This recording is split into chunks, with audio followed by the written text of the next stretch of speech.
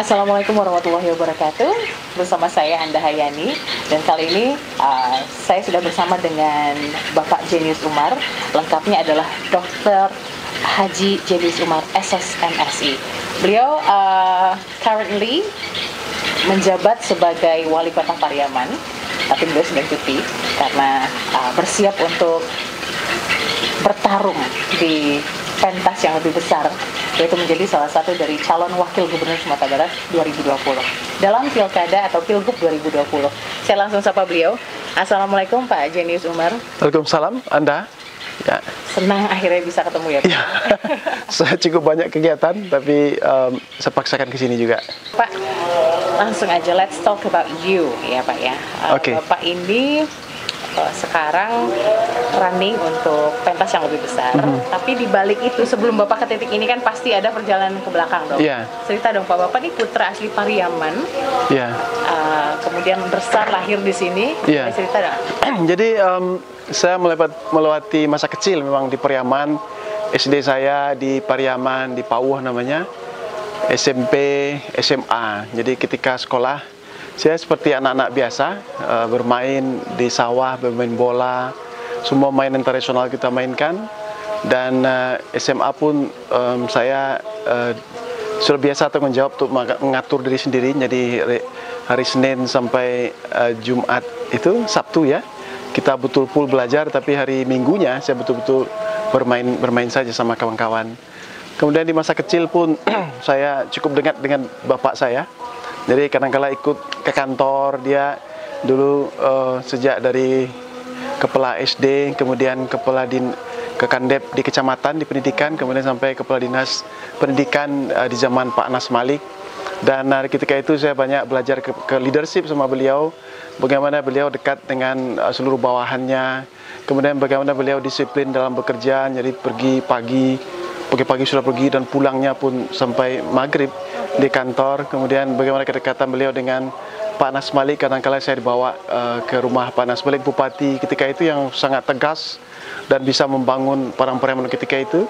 Nah, banyak kepemimpinan saya ambil, nilai-nilai kejujuran juga diajarkan ke saya, ya. Kemudian nilai-nilai disiplin, nilai pantang menyerah pun diajarkan kepada saya ketika disuruh sesuatu waktu saya masih kecil itu, jangan dulu kembali sebelum kita memulai untuk mengerjakan. Masalah nanti berhasil tidak itu urusan lain, tetapi kita harus memiliki keberanian dulu untuk memulai suatu tantangan. Kemudian kita diajarkan juga rendah diri, maksud saya bukan rendah diri, rendah hati ya, nggak boleh sombong segala macamnya.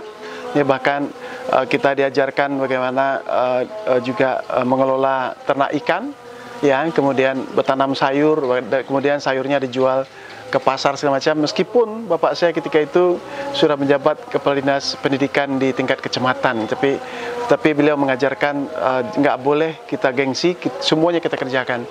Kemudian bagaimana bapak saya ketika saya sampai SMP SMA itu begitu disiplin mengajarkan saya belajar bahasa asing, bahasa Inggris. Jadi kadang-kala kami di rumah sama orang tua saya pakai bahasa Inggris. Dan juga ada satu hari, 1 jam sehari itu saya mesti duduk di satu ruangan untuk belajar bahasa Inggris. Kita diajarkan belajar sendiri, jadi saya dibelikan satu pack kaset bahasa Inggris, semua belajar gitu. Kemudian buku saya dibelikan. Nah, saya pikir begitu banyak asupan ilmu dan pelajaran yang diberikan oleh bapak saya, dan kemudian ini membuat saya semakin tegar, semakin semangat untuk belajar. Dan kemudian saya lanjut ke sekolah D3-nya di Sekolah Tinggi Pemerintahan Dalam Negeri di Jatinangor, di STPDN, dengan tugas belajar, dengan pendidikan yang cukup tegar juga dan cukup keras juga pendidikannya. Kemudian saya terus S1-nya ke STIA LAN RI dengan tugas belajar juga di Jakarta, STIA LAN RI. Kemudian saya pulang ke kampung kembali, kemudian menjadi sekcam di Batang Anai dan usia yang sangat muda ketika itu. Itu ya, tahun 94 ya Pak ya? Iya, masih muda sekali. Itu ke STPDN, sekarang kan namanya IPDN ya? IPDN sekarang. IPDN. Itu kemauan Bapak atau ayah nyuruh ke sana aja deh? Atau emang kayaknya pengen ke sana deh? Satu sisi kakak saya juga dari APDN Bukit Tinggi, saya diajak juga ke situ, tapi saya pikir awalnya kayak APDN Bukit Tinggi sekolahnya, tapi ternyata sekolahnya sekolah semi militer seperti itu. Tapi bagus juga, itu membawa mental kita lebih baik. Berarti itu memang keinginan Bapak ya? Keinginan saya, tapi saya ikut juga tes di Universitas Negeri ketika itu. Jurusan apa? Ambil teknik di ITB, kemudian keduanya di UNAN, ekonomi, lulus juga di UNAN. Tapi saya ambil ke STPDN karena saya bisa pergi merantau, itu aja. Jadi pengen keluar dari Pariaman? Iya. Kenapa pengen keluar dari Pariaman? Bosan kah?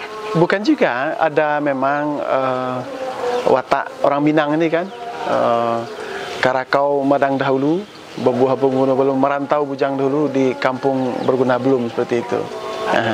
So let's talk about your name. Ya, Genius. tadi Genius. saya teruskan lagi, sekolahnya dari STPDN ke Istialan, kemudian saya lanjut ke Universitas Gajah Mada, jurusan Public Policy. Itu S2 ya Pak? Ya, S2-nya, kemudian S3-nya saya terus langsung juga ke IPB, Institut Pertanian Bogor, jurusan Kebijakan dan Manajemen Sumber Daya Alam dan Lingkungan. Itu pilihan Bapak? Pilihan saya sendiri. Jadi setelah saya tamat SMA, kemana saya berikutnya adalah pilihan saya sendiri. Dan ketika itu saya sudah bisa mengurus, khususnya sudah membiayai dari sendiri sekolahnya. Jadi orang tua sampai SMA biayanya. Kemudian nama, tadi ditanyakan nama, bapak saya dulu waktu saya kecil, mungkin waktu dulu tuh sebelum saya lahir, dia kuliah di Universitas Negeri Padang atau IKIP namanya dulu, sedang belajar psikologi, bahwa nama itu juga memberikan dampak psikologi kepada anaknya. Jadi saya diberikan nama Jenius Umar. Bahkan bapak saya sampai saya sekolah pun dia masih was-was, jangan-jangan anaknya nggak pintar. Ternyata ya pintar-pintar dikit juga lah. Dikit ya. Kayaknya itu nurun ke nama anak-anak Bapak unik-unik juga kayaknya. Nama anak-anak saya hampir sama namanya, Satir Emirat, Samil Filosofi, hampir sama artinya dengan Jenius Umar juga. Hampir sama artinya. Jadi ya ngikut bapak ngasih nama, tetapi dengan versi yang berbeda, lebih versi bahasa Arabnya. Berarti Genius itu benar-benar harapan agar anaknya jadi pintar, Genius. Umar karena Umar nama bapak saya. Tapi kalau diartikan jadi pemimpin yang jenius. Iya. Oke, baik. Pak, Bapak hobinya apa sih Pak? Saya hobi ya olahraganya main musik, gitar, kemudian musik-musik tradisional, nyanyi juga hobi. Ya, kalau ada waktu saya bersepeda olahraga. Band favorit apa Pak? Dulu waktu muda-muda Iwan Fals. Kan lagunya iya, lagu-lagu lama. Anti kepamanan juga kan Iwan Fals. Iya, iya. Oke, tapi selain Iwan Fals yang luar mungkin ada Tom Jones, The Beatles, boleh. Kalau yang zaman-zaman sekarang Pak? Udah nggak ingat lagi kita. The Beatles, Baby Blues. Oh, The Beatles ya. Oke, baik Pak. Bapak dari awal pertanyaan pertama yang keluar itu langsung sosok ayah. Kayaknya Bapak dekat sekali dengan ayah. Oh ya, cukup dekat dengan bapak saya. Bapak melihat ayah dan ibu ya. Kalau tadi ayah, kalau ibu gimana? Ibu saya juga seorang guru juga. Bapak saya seorang guru juga, jadi memahami lah psikologi anak. Ibu saya ikut aja, nggak begitu banyak mengatur atau ikut campur, ini nggak begitu amat. Saya ingat tadi setiap hari ada 1 jam khusus berbahasa Inggris. Iya. Pak terapkan itu juga nggak sih ke anak-anak Bapak? Oh nggak, saya terapkan lagi. Dia belajar sendiri aja. Anak saya nggak saya suruh juga belajar, tetapi tamat SD sudah saya kirim ke Singapura. Ya, dia belajar sendiri aja. Karena bahasa itu nggak sulit ternyata. Kalau dipaksa di-push, udah bisa kita berada sendiri. di environment tertentu, dia akan bisa sendiri. Jadi dua orang anak saya belajar di Singapura sekolahnya. Nah, udah bisa sendiri aja. Oke, baik. Kita akan bicara tentang leadership alias kepemimpinan. Pak Jenius Umar. Ya. Pemimpin itu orang yang kayak apa sih Pak? Pemimpin ya how to lead, bagaimana untuk membawa suatu kepastian kepada anggota yang kita pimpin. Jadi saya mulai memimpin sejak muda, mungkin waktu tamat STPDN itu 17 tambah 3 sekitar umur 20 tahun ya, saya menjadi kasubsi di kecamatan, subsidi pembangunan masyarakat desa. Nah, kalau dilihat dari umur mungkin masih muda, tetapi kita harus bisa memimpin misalnya kepala desa, beberapa kepala desa untuk misalnya dalam membuat perencanaan pembangunan desa dan semacamnya, memimpin dalam rapat pun atau memimpin suatu program tertentu di kecamatan tersebut. Ini adalah dalam sangat mudah, tetapi kita di STPDN dilatih untuk jadi pamong. Pamong itu kita mengayom apa yang kita pimpin, karena kita setiap semester waktu di STPDN itu membawa memimpin desa-desa laboratorium kita. Nah, kemudian sekitar tahun 99 saya menjadi sekcam ketika itu, mungkin sekitar umur 23, mungkin masih muda, sudah posisi wakil camat ya di Batanganai. Juga semakin banyak anggota yang kita pimpin dan semakin banyak tanggung jawab kita harus bisa memastikan bahwa kita bisa memberikan arahan yang tepat, mengambil keputusan. Jadi pemimpin itu adalah mengambil keputusan, memastikan kita mengambil keputusan untuk memberikan direksi atau arah kepada anggota yang kita pimpin, sehingga apa yang kita harapkan, berbagai program, berbagai tujuan yang kita inginkan bisa kita laksanakan bersama-sama dengan para anggota kita. Kemudian di Jakarta saya menjadi Kasubag di Sekretariat Jenderal DPD RI, kemudian menjadi Kepala Bagian di Sekretariat Jenderal DPD RI. Dan ini lebih rumit juga. Kenapa? Kita harus sisi melayani para anggota DPD. Di satu sisi kita harus memimpin, dan melayani anggota DPD ini memang ada juga seninya, karena kita semestinya mengarahkan mereka untuk bekerja seperti apa. Kenapa? Kita memberikan dukungan asistensi administrasi, memberikan dukungan skill kepada mereka, dan itu yang akan disampaikan oleh mereka para anggota DPD itu kepada publik. Seperti kita sebetulnya memimpin dia, tetapi kita tidak boleh dalam posisi memimpin. Nah, kita mendorong dari belakang, kemudian sisi lain kita menggerakkan organisasi internal Sekretariat Jenderal, khususnya bagian yang saya pimpin. Nah, kemudian semasa menjadi wakil wali kota juga saya masih memiliki atasan, yaitu Pak Wali Kotanya. Jadi saya menjadi wakil wali kota tahun 2013 sampai tahun 2018. Di satu sisi kita harus bisa mengambil posisi sebagai wakil, tapi di satu sisi lain kita memiliki tanggung jawab bahwa kita dipilih oleh rakyat untuk menjadi pemimpinnya, sehingga kita membawa program, yaitu saya memimpin program bagaimana pengembangan pariwisata di Kota Pariaman, tapi di sisi lain saya harus memegang posisi sebagai wakil. Nah, disinilah seninya leadership. Di satu sisi para OPD kita arahkan untuk mengarah kepada tujuan kita, tujuan daerah, yaitu mencapai pembangunan pariwisata yang lebih baik, dan sisi lain kita penyampaian seni kita bagaimana membangun hubungan dengan wali kota Pariaman ketika itu. Dan saya pikir dalam 5 tahun lalu itu pengembangan pariwisata Kota Pariaman sangat cukup berhasil, sehingga ketika saya kampanye tahun 2018 tidak perlu kampanye mengumpulkan orang, tetapi masyarakat sudah merasa bahwa dengan adanya leadership atau buah tangan yang telah kita kerjakan, mereka memilih kita menjadi wali kota. Nah, kemudian saya menjadi wali kota, mulailah jati diri langsung kita terapkan dengan kokoh dengan pekerjaan, fokus dengan tujuan kita, kemudian memberikan kepastian kepada anggota kemana arah yang harus kita kerjakan, dan kita bekerja dengan vektor yang sama menuju ke daerah Pariaman menjadi kota tujuan wisata seperti itu. Dan saya pikir dengan leadership ini kemudian didukung oleh kemampuan manajemen pemerintahan yang saya pelajari dari STPDN, dari LAN, kemudian ilmu public policy yang saya pelajari dari UGM dan IPB, dan sehingga kita bisa mengambil keputusan-keputusan berdasarkan analisa yang rasional, sehingga keputusan tersebut merupakan keputusan yang terbaik untuk kita ambil untuk daerah ini. Jadi background ilmu itu jadi sangat relevan ketika betul, orang kadang-kala menganggap itu teori itu salah. Kita mengambil keputusan harus dengan basis ilmu, sehingga kita mesti selalu mengembangkan ilmu. Dan bahkan saya selalu juga menulis artikel di beberapa koran supaya ilmu saya tidak hilang, dan juga saya mengajar tetap juga di UNP, ya, di Magister Administrasi Publik, dan juga saya menjadi external examiner di beberapa perguruan tinggi dari Malaysia. dan juga di Andalas juga ada sering. Jadi benar kata Rasulullah itu berilmu dulu, baru beramal ya. Jadi Iya, berilmu dulu, beramal, baru bisa kita berbuat. kalau amal tanpa ilmu alias eksekusi nggak pakai ilmu juga. Iya, susah betul, dong ya, betul. Pak, ya. Oke. Pak, siapa sih orang yang atau sosok yang jadi panutan bagi Bapak dalam memimpin dan kenapa? Oh, kalau pemimpin lokal yang bisa kita contoh misalnya Pak Nas Malik, Bupati Pariaman ketika tahun 80 sampai 90, saya lihat bagaimana tanggung jawab dia supaya daerah ini berhasil.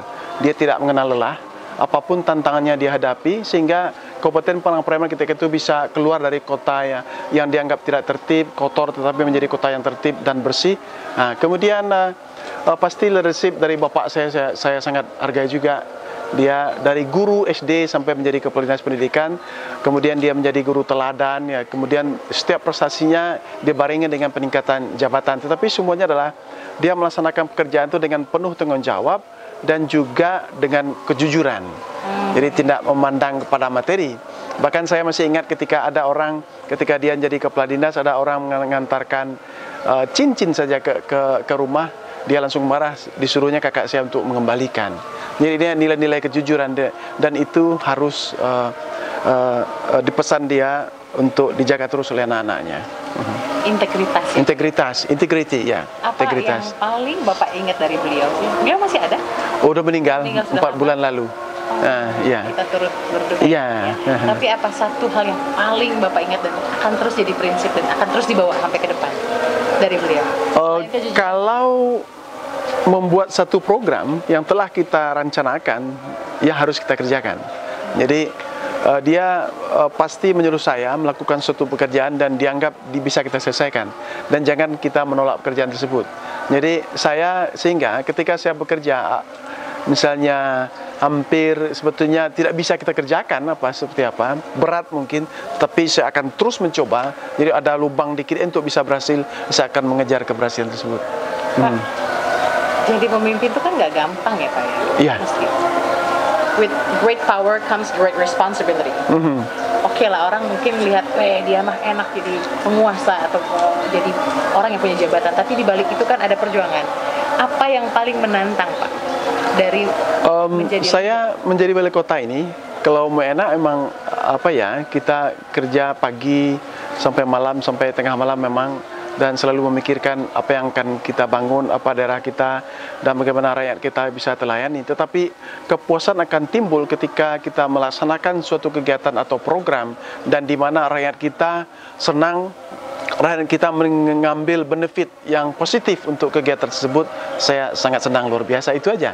Nah, seandainya kemudian dulu kita buat pariwisata berkembang di Kota Pariaman, kemudian masyarakat bisa jualan, kemudian ada restoran, ada kafe yang buka, kemudian berbagai sektor hilir dari pariwisata bisa membuat masyarakat meningkatkan perekonomiannya. Itu adalah kepuasan yang sangat luar biasa bagi kami sebagai pemimpin.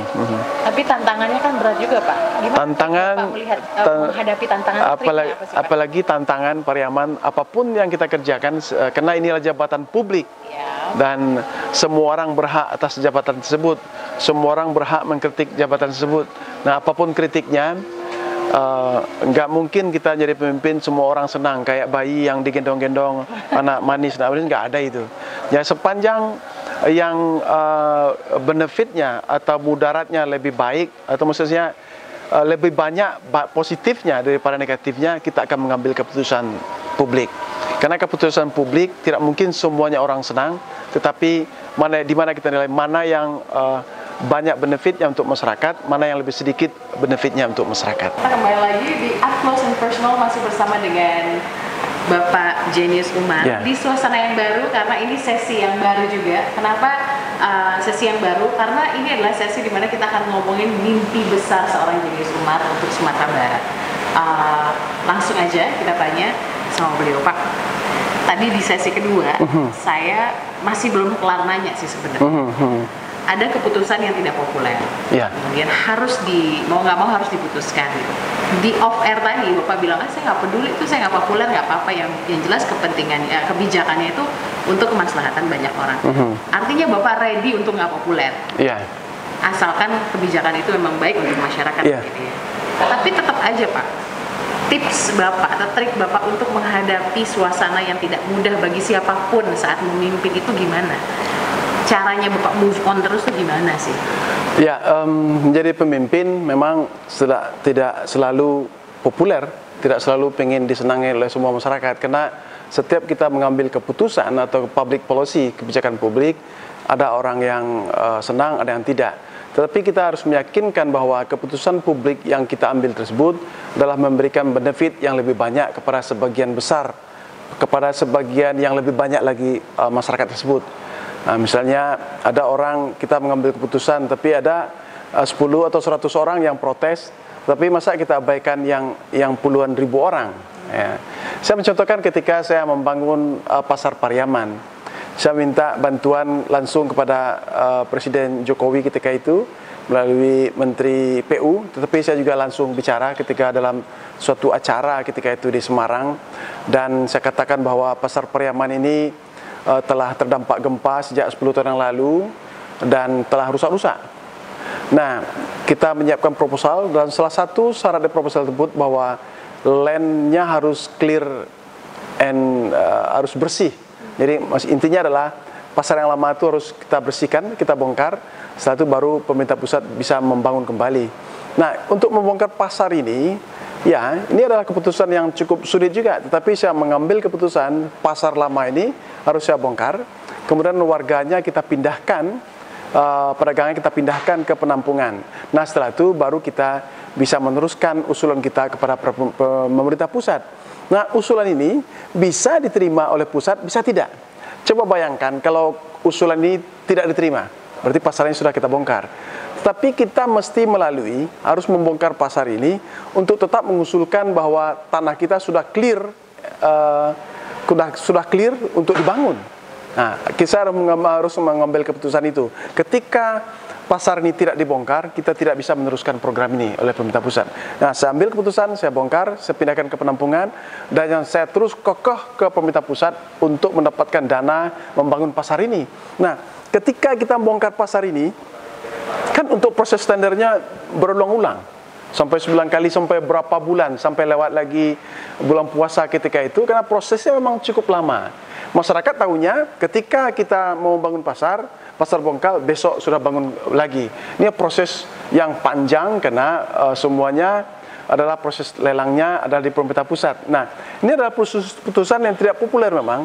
Orang-orang pasar mencemooh saya, mungkin mengatakan saya nggak seperti apa. Tapi saya nggak apa-apa. Tapi saya kokoh bahwa kita membangun pasar ini adalah untuk mereka semua. Dan alhamdulillah ternyata proses lelangnya jalan, dan peletakan batu pertama pas Hari Nusantara ketika itu, dan kita terus membangun pasar. Nah, ketika pasar ini telah dibangun, nampaklah bagaimana apresiasinya masyarakat Kota Pariaman kepada pemerintah kota bahwa kita membangun pasar yang lebih baik daripada dulu pasar kita yang tidak bagus bentuknya, kemudian retak-retak kena gempa dan segala macamnya. Tetapi kita membangun pasar yang nanti menjadi wajah Kota Pariaman. Sekarang kondisinya mungkin sekitar sudah mencapai 80%, mungkin sekitar bulan Desember rencananya bisa selesainya.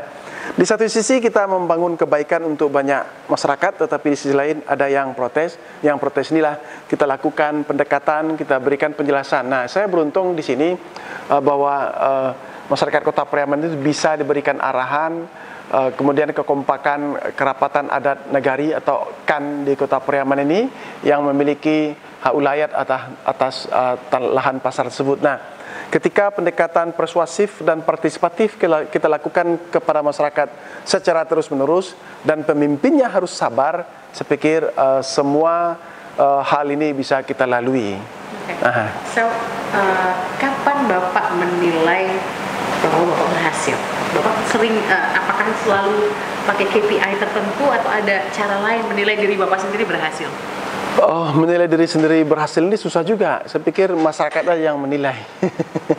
Ya, yang penting apa program yang kita gariskan di perencanaan kita bisa dilaksanakan.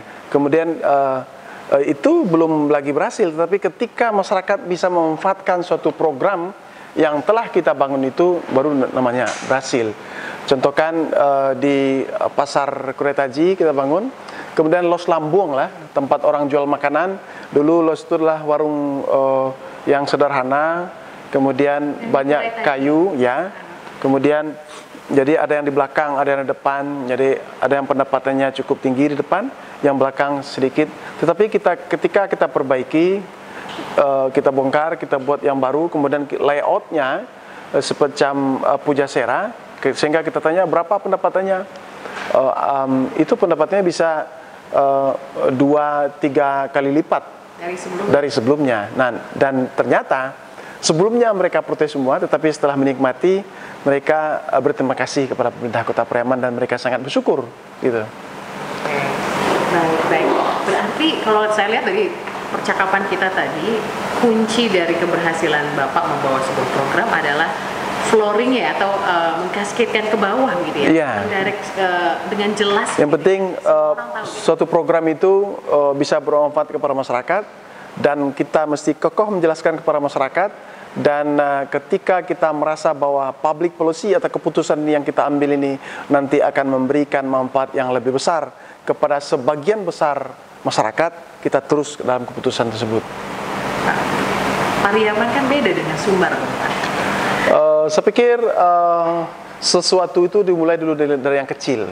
Kalau kita bisa menyelesaikan yang kecil itu dengan berhasil, kita akan lebih besar, bisa lagi mengerjakan yang lebih besar dengan lebih baik. Tetapi metodologinya hampir sama, teknik pengambilan keputusan, kemudian bagaimana kita memetakan suatu daerah seperti Pariaman. Saya petakan dalam satu meja ini. Kita bisa membuat perencanaan ini dalam beberapa tahun ini yang kita lakukan. Ini jalannya ke sini, saluran airnya ke sini, water porosity seperti ini. Sumatera Barat juga harus seperti itu. Kita melihat satu Sumatera Barat ini dalam satu meja ini sisi utara, ini sisi selatan, ini sisi tengah, ini sisi timurnya, ini sisi baratnya. Sisi baratnya apa yang kita bangun, bagaimana kita menghubungkan antara sisi timur yang ada di selatan, misalnya Teluk Kuantan, Damas Raya, Solok Selatan, kemudian pesisir selatan menjadi ada satu jalur sehingga kawasan tersebut terbuka. Kemudian sisi utaranya adalah Pasir Pengerean, masih Riau, di bawahnya adalah Pasaman, kemudian Pasaman Barat, terus ke pantai. Jalan di pantainya dihubungkan ke Tiku, kemudian terus lagi sampai ke tengah, ke Padang, Bandara Pariaman, Bandara terus Parang, terus lagi ke pesisir selatan. Sehingga kemudian jalur tengahnya sekarang yang sedang dibuat oleh pemerintah pusat, jalur tol, yaitu dari Bangkinang, Pekanbaru, Bangkinang, kemudian Payakumbuh, Bukit Tinggi, terus ke bawah ini ada jalur tol lagi. Jadi sisi utara, tengah dan selatan kemudian dihubungkan semuanya ibarat satu meja, sehingga kawasan Sumatera Barat ini bisa menjadi lebih cepat majunya, bisa mengimbangi kemajuan kawasan Riau. Kenapa Riau sekarang merupakan jalur tol Sumatera, yaitu dari Lampung, Palembang, Jambi, Riau, dan Medan. Semuanya ada di sisi timur. Kita mendapatkan siripnya. Nah, ketika kita bisa mengambil manfaat dari jalur tol ini, sehingga tamu kena potensi kita perwisata, tamu kita dari Riau, Sumatera Utara, dan juga dari sisi Jambi bisa turun ke Sumatera Barat, dan ini akan mendatangkan income yang luar biasa. Kita melihat bagaimana di sisi selatan, Solok Selatan, ada kebun teh dan sangat luar biasa potensi perwisatanya, tetapi kena jalan yang kecil dan seolah-olah menjadi jauh karena akses transportasi yang tidak begitu baik, sehingga itu menjadi primadona. Itu jauh, mungkin ada 10 kali lipat lebih cantik daripada puncak di Jakarta dan sebagainya. Itu sangat luar biasa. Dan semua alam Sumatera Barat semuanya dengan potensi cantik yang sangat luar biasa. Belum lagi sumber daya alam yang subur, bisa kita dukung oleh perkebunan dan pertanian yang luar biasa, dan juga bisa juga di samping hasil pertanian, tetapi agribisnisnya juga bisa kita ambil. Bagaimana wisata pertanian kita terapkan juga macam-macam. Kemudian belum lagi di sisi utara ada pertambangan emas, pertambangan ada nih panas bumi. Kemudian di sisi selatan, di Solok Selatan juga ada kawasan tambang dan segala macamnya. Nah, aksesibilitas yang merupakan peran provinsi harus kita perkuat, sehingga aksesibilitas antar kabupaten kota yang menjadi tanggung jawab provinsi juga harus kita lakukan. Contohnya di Kota Pariaman, di Lubuk Alung itu, di belakangnya ada Danau Sengkara, di PLTA di Lebu Alung, ya, yang berasal dari Singkara itu cuma 10 kilo. Nah, kita buka akses tersebut dari Lebu Alung bisa ke akses ke Malalo, Singkara, terus ke Padang Panjang atau ke Solo atau terus ke Tanah Datar. Belum lagi tadi saya ke Padang Alai Pariaman, saya cek di Google, jaraknya ke Maninjau itu cuma 5,7 km, sangat dekat. Dan masyarakat setempat saya tanya, berapa jaraknya? Saya kalau jalan kaki sekitar 2 jam, berarti jalan kakinya. Berarti kalau kita bisa buat jalan, bisa lebih cepat. Bagaimana juga kita bisa menghubungkan antara pesisir selatan dengan Solok Selatan? Orang mau ke Solok Selatan dari Pesel harus ke Padang dulu, kemudian mutar ke sana, padahal itu jaraknya cuma 25 kilo. Dari pesisir selatan ke Solok Selatan. Nah, aksesibilitas ini harus kita perhatikan sehingga seorang pemimpin, seorang gubernur harus memandang Sumatera Barat ini dalam satu meja dan dia bisa membuat perencanaan. Saya contohkan di ruang saya itu pasti ada peta Kota Pariaman. Saya setiap hari saya mikirkan apa yang bisa kita lakukan di situ. Nah, ketika aksesibilitas ini kuat, semua proses produksi, distribusi, pemasaran semuanya lebih cepat dan ini bisa membuat kemajuan di segala bidang. Apakah di bidang pariwisata, apakah di bidang pertanian, apakah di bidang pertambangan, atau di bidang perdagangan, apapun juga bisa kita lakukan. Soal akses ya Pak, ya. kuncinya di akses. Iya. Dananya kan akan tidak sedikit untuk membuka. Saya pikir tanggung jawab membangun Indonesia ini, Sumatera Barat ini, tidak hanya tanggungan orang Sumatera Barat. Kita bisa membagi mana yang tanggungan dibiayai oleh pemerintah pusat, mana yang dibiayai oleh pemerintah provinsi, mana yang dibiayai oleh pemerintah kabupaten kota masing-masingnya, mana yang dibiayai oleh desa atau negari, mana yang dibiayai oleh pemerintah swasta dengan pola bisa swasta murni atau bisa juga dengan BUMN. Banyak hal yang bisa kita lakukan untuk membangun perencanaan kita. Tetapi intinya adalah ketika kita menyusun perencanaan, jangan jadikan uang menjadi barrier dulu, tetapi kita harus membuat perencanaan full design, baru kita pikirkan dari mana sumber uangnya. You will find a way. Oh, I will find a way. I do it in Pariaman City. So, you know, Pariaman, we don't have much money here, but we can do anything because of we have a good special effort to success this city. Kayaknya semua udah luar kepala nih, ready banget kayaknya udah Pak ya. Sudah ready banget ya Pak.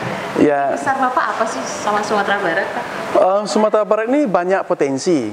Pariwisata ada semua. Ada laut, ada pulau, ada laut yang dalam, ada laut yang jernih, ada karang, ada terumbu karang semuanya. Kemudian ada pantai, ada gunung, ada lembah, ada sungai, ada danau. Apalagi ada semuanya, ada sawah, ada hutan, semuanya banyak sekali potensinya. Data dari Bank Indonesia Pak, pada triwulan 1 2020, ekonomi Sumatera Barat tumbuh terbatas pada level 3,92% year on year, tumbuh melambat dibandingkan triwulan keempat 2019 yang sebesar 5,13% year on year, dan triwulan 1 2019 yang mencapai 4,85% year on year. Perlambatan ini terjadi karena COVID. What are you going to say about this?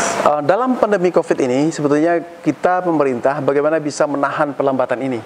Ketika pertumbuhan di negara lain sudah mencapai minus, tapi kita masih ada 3% di kuartal pertama, itu saya pikir sudah cukup bagus. Berarti kita mampu menahan gelombang turun drastis yang sangat luar biasa. Singapura dan berbagai negara lain banyak yang sudah collapse, tetapi kita masih mampu bertahan. Rahasianya adalah kita masih bergerak di sektor agrarisnya masih ada.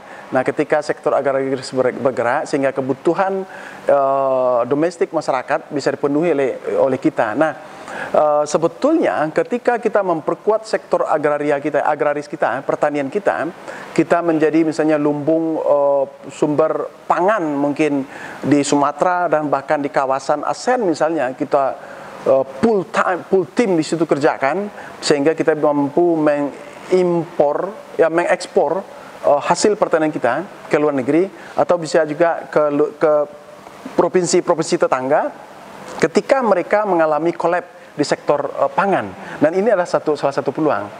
Nah, tapi saya pikir sejak pemerintah nasional pun kalau bisa melakukan ini ketika orang melambat di sisi ketahanan pangan, kita lakukan cepat produktivitas yang tinggi terhadap pertanian kita, sehingga tidak ada lahan yang tinggal, tidak ada lahan yang kosong. Semua warga Sumatera Barat kita kerahkan untuk di sektor pertanian, sehingga terjadilah surplus hasil produksi pertanian kita bisa menjual hasil ini ke provinsi tetangga, bahkan ke negara tetangga, dan itu menghasilkan income yang sangat luar biasa. Itu realistis Pak, untuk sangat menyimpan semua ke agraria. Saya pikir sangat realistis. Kenapa? Ketika musim pandemi ini kita tidak boleh berkerumun, dan ketika kita bekerja di sektor pertanian itu memang tidak berkerumun. Semuanya dengan lahan yang luas, dengan jarak yang cukup banyak. Misalnya kita produksi jagung, produksi ini segala macamnya. Tahap awal tanam dulu tanaman-tanaman yang palawija yang berumur pendek, dan di sela-selanya tanaman-tanaman yang setahun atau 2 tahun. Kenapa? Pandemi ini dalam 2 tahun ini belum tentu selesai. Ya. Ya, saya dengar pandemi 2 tahun belum selesai, tiba-tiba langsung ini ya Pak, langsung sepertinya kok there is no hope. Is it still there's hope?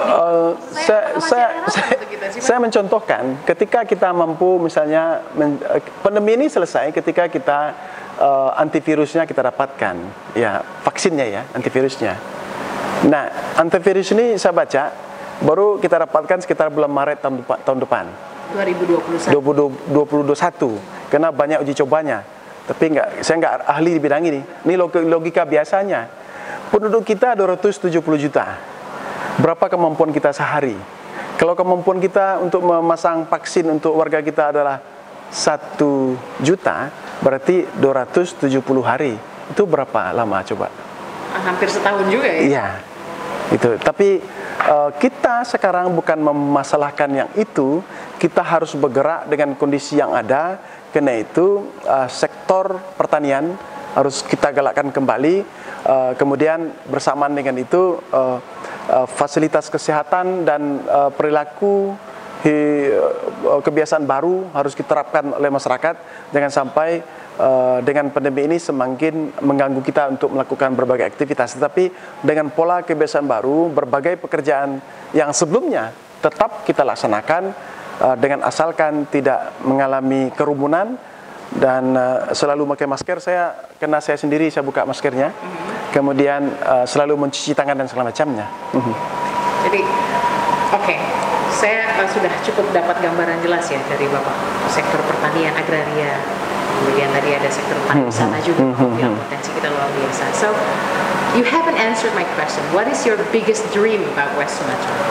Saya dengan potensi Sumatera Barat yang sangat luar biasa ini, semestinya Sumatera Barat ini menjadi provinsi nomor 1 di Sumatera. Bahkan di Indonesia harus menjadi provinsi mungkin 1, 3 besar atau 5 besar. Kenapa kita sekarang ini saya lihat dari berbagai rata-rata adalah di provinsi di kelas menengah. Kita tidak di bawah, tapi kita ada di atas rata-rata nasional sedikit dari IPM kita. Jadi posisinya posisi menengah. Tetapi kalau kita kembalikan ke masa lalu, bahwa banyak pendiri bangsa ini yang berdasarkan pikiran dari seperti Hatta, Yamin dan segala macamnya, ya mungkin sangat banyak berasal dari Sumatera Barat. Nah sekarang kita harus kembali meningkatkan IPM kita ini menjadi top kelompok atas lah di Indonesia ini. Nah mimpi itu bisa kita kerjakan dengan catatan kita mengembangkan atau meningkatkan kualitas pendidikan, menambah lama belajar, perbanyaklah orang sekolah atau ke perguruan tinggi dengan basis-basis politeknik dan segala macamnya. Kemudian dengan kualitas SDM yang luar biasa ini, kita bisa melakukan pengolahan terhadap sumber daya alam kita, mengeksplorasi, tapi bukan dengan merusak sumber daya alam, tapi kita tetapi kita melakukan eksplorasi terhadap sumber daya alam kita ini, tapi dengan konsep sustainable development, membangun keberlanjutan, yaitu seimbang antara kepentingan ekonomi, seimbang antara kepentingan ekologi dan kepentingan sosial, dan memastikan bahwa sumber daya alam yang sekarang ini bisa dinikmati oleh anak cucu kita ke depan, seperti itu. Bapak kan maju, running for vice governor ya Pak ya, wakil gubernur. Jika terpilih, tentu saja yang Bapak sampaikan tadi akan Bapak implementasikan ya. But if it's not, If not, it's okay also. I'm still the mayor of Pariaman for almost 4 years more. mimpi tadi tetap jadi mimpi Bapak kah? Oh, tidak apa-apa, saya disusikan ke gubernur berikutnya. Dia yang kerjakan. Kenapa? Daerah ini adalah milik kita bersama, bukan milik satu atau dua orang. Atau kalangan tertentu ya, Pak? Atau kalangan tertentu, apalagi nggak boleh. Ini adalah daerah Sumatera Barat milik kita bersama. Oke. Pak, kamera kita ada di sana dan di sana. Bapak bebas mau melihat yang mana. Anggap saja kamera itu adalah warga Sumatera Barat Ya. yang menanti-nanti jawaban dari, aduh, ini pandemi, ekonomi sulit. Kemudian, how are we going to get away from this? Gitu. Apa yang ingin Bapak sampaikan kepada mereka? Kita kepada masyarakat Sumatera Barat, kita semua dalam kondisi sulit memang, kena wabah pandemi ini melanda seluruh dunia. Kita semua terdampak, dunia, Indonesia, Sumatera Barat, dan keluarga kecil pun kita pun terdampak. Nah, karena itu kita mesti terus menjaga kesehatan kita, menjaga protokol kesehatan, selalu memakai masker. Saya kena sendiri barusan dilepas. Kemudian menjaga jarak, menjaga pola hidup bersih sehat, kemudian selalu mencuci tangan dan semacam adalah pola-pola kebiasaan baru harus kita lakukan. Yang kedua, di samping itu, dengan pandemi yang sedang berlangsung, kegiatan ekonomi dan sosial kita harus tetap juga kita kerjakan, sehingga tidak mengganggu, tidak terlalu mengganggu ekonomi kita. Kemudian proses pendidikan juga harus tetap kita jalankan, karena itu sekarang telah terjadi perubahan besar dengan cara belajar, yaitu melalui daring, sehingga banyak penyesuaian-penyesuaian yang harus kita lakukan. Nah, karena itu kita harus selalu tegar, kita harus selalu kokoh, dan insya Allah kita akan keluar dari pandemi ini, dan Sumatera Barat akan kembali maju dan bahkan lebih maju dari sebelumnya, karena kita telah melewati tantangan yang sangat luar biasa ini. Pak, yang dengerin kita kan 2445 nih Pak, anak-anak muda. Mungkin ada spesial nggak sih untuk kaum milenial yang masih muda, pesan-pesannya? Ya. Karena Bapak kan juga belum terlalu tua, masih 48 kan, mungkin bisa menginspirasi mereka, anak muda. Saya himbau juga anak muda terus selalu berkreatif. Kenapa? Kadangkala menghadapi tantangan ini, anak muda memiliki strategi atau kiat-kiat yang luar biasa juga. Bagaimana sekarang anak-anak muda semakin maju dari bisnis online-nya, bisnis digitalnya, atau market pasar digital dan segala macamnya. Kemudian banyak kreativitas baru dari anak muda dengan tantangan sekarang pandemi ini. Saya pikir anak-anak muda memiliki strategi sendiri untuk menghadapinya. Dengan prinsipnya adalah kita selalu tetap sehat, dan sisi lain kegiatan aktivitas sosial ekonomi kita dan agama selalu berjalan dengan baik. Pak Jenius Umar, terima kasih ya Pak untuk waktunya. Oke, Anda. Terima kasih. Sama-sama. Kita berharap dengan perbincangan ini kita bisa lebih mengenal sosok Jenius Umar, pemikiran-pemikiran briliannya, pemikiran-pemikiran yang sesuai dengan namanya, Jenius, dan semoga bisa terimplementasi dengan baik. Saya Anda Hayani Yosef, pamit. Assalamualaikum warahmatullahi wabarakatuh. Waalaikumsalam. See.